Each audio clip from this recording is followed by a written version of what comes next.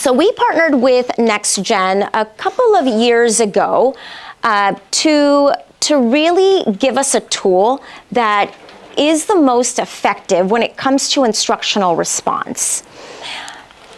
I remember as a teacher, and I imagine a lot of our teachers, just from what we're hearing and also seeing, that teaching mathematics feels a lot like this, right? That we feel like you're shooting arrows and never really hitting the target.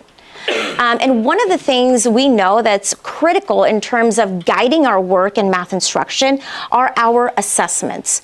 All of our assessments. The closer we are to that student area over there, the easier and much more efficiently we can respond to it, right? So we want to be able to respond to instruction here.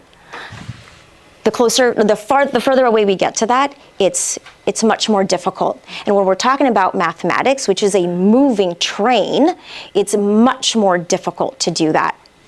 And so we were looking for a tool and stumbled across this to be able to really hit this much more effectively and much more efficiently and reliably, right?